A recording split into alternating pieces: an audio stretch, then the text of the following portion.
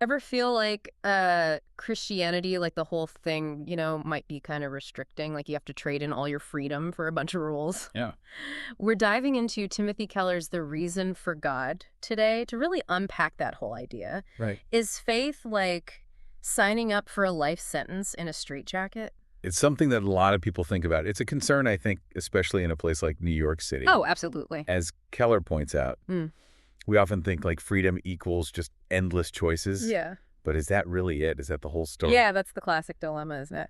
But Keller uses this example of a musician that I thought was really interesting. Okay. So they spend years and years and years mastering their instrument, scales exercises, Right. endless practice, not really what most people think of when they think freedom, right? Exactly. But it's like within all those constraints, that's where something incredible happens. They work and work and work, and they develop this like incredible skill and artistry. Yeah, That wouldn't even be possible without that dedication, yeah, that willingness to give up some things. totally. Like, haven't we all felt that, whether it's music or sports or even just like mastering some new thing? Right. Sometimes those are the most fulfilling things, Yes. where you have to give something up.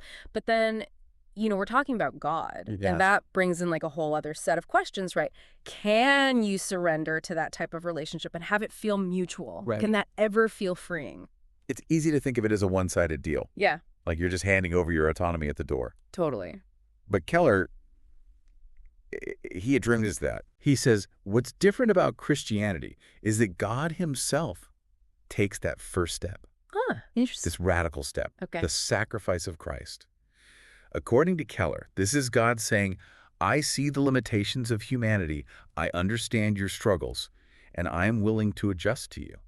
That's not your typical image of a demanding deity, is it? Right. And it reminds me of this story that Keller tells Okay. about this Q&A he had after a service once. Okay. People were saying, oh, you should define your own morality. Right. And it led him to ask this really pointed question. What's that? He's like, is there anything at all that someone could do that you would find morally wrong, regardless of their beliefs? Oh, I can only imagine that sparks some lively debate. Oh, absolutely. But what's interesting is this hesitation that Keller talks about. Oh, right. Even the people who are the most like you do you kind of people, Yep. they all kind of hit this wall where they realize some things are just wrong, Yeah. regardless of what you believe.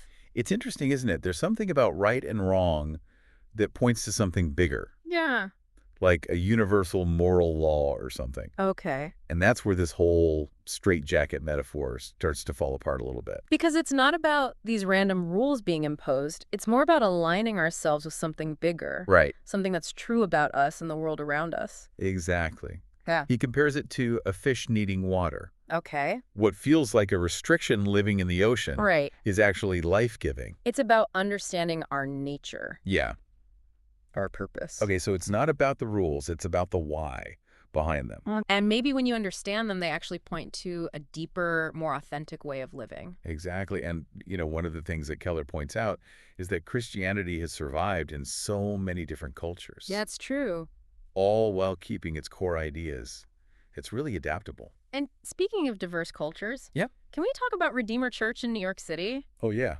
Talk about a melting pot.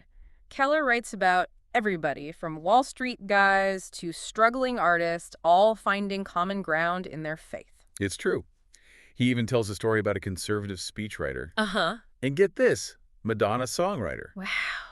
both at the same service. Mm-hmm. If that's not Christianity speaking to different people, I don't know what is. It's like by embracing this thing that seems restrictive, Right. they've actually found this sense of belonging, where they're not suppressed but celebrated. And what's interesting is it's not about watering down the faith Right. to appeal to people. Yeah. Keller talks about this visitor from a more conservative area Okay. who thought that Redeemer would be like a big show, Interesting. like dancing bears, he says. So what did he find? Was he disappointed?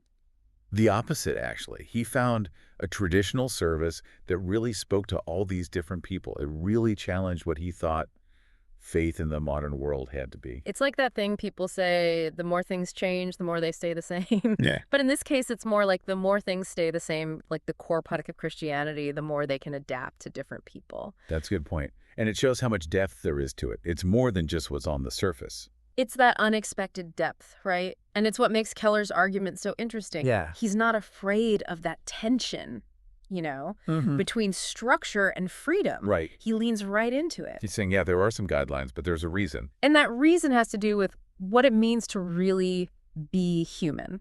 Yeah. And Keller's point is that real freedom isn't just having unlimited choices. Okay. It's about finding the path that helps us become the best versions of ourselves. And that path might not be what we expect. Exactly. It's funny how we always connect freedom to, like, being totally on your own right. Yeah. Doing whatever you want, answering to no one. Yeah, you're your own person. But what if true freedom is way bigger than that? It's a radical idea, especially these days. Yeah. But Keller, he uses this analogy. Imagine a river just flowing freely, no boundaries going wherever. I'm picturing it. Now that river hits a canyon. So it's like forced in a certain direction by the canyon walls. Yes, exactly. Now you'd think that'd make the river less free. Yeah, it seems that way. But here's the thing, those canyon walls, Yeah.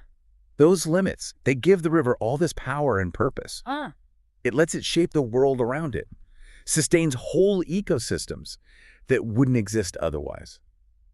And that's what Keller's saying about Christianity. Okay. Those things we see as restrictions, the rules, the commandments, what if those things give our lives meaning, the ability to make a difference? It's like when we accept those limits, that's when we really become something beautiful and impactful. Exactly. Don't we all feel that sometimes? That pull between wanting to be completely free, Yeah.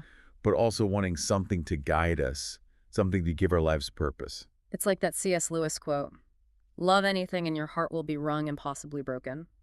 Oh, yeah, I like that one. To really love, you have to be a little vulnerable. You have to let go of some of your own wants. And Keller would say that's what surrendering to God is all about. But it's not about losing who you are. Right. He's really clear about that. It's about living your faith in a way that feels true to you. Which goes back to Christianity, working in all these different cultures. Yeah. It can speak to anyone while still staying true to itself. It's pretty amazing, isn't It it? really is. And it Yeah. shows how universal that message is. That there's something really powerful about surrendering to a love that's bigger than us. A love we don't fully understand. It's interesting, right? Like, we're almost taught to be afraid of limits, Yeah. to think that limits are the opposite of freedom. Right? But maybe, like Keller says, those limits are actually what help us find something even better. What do you think? Have you ever felt that way? It really makes you think differently about things. It's like those limits, those are actually the things that help us become who we're really supposed to be.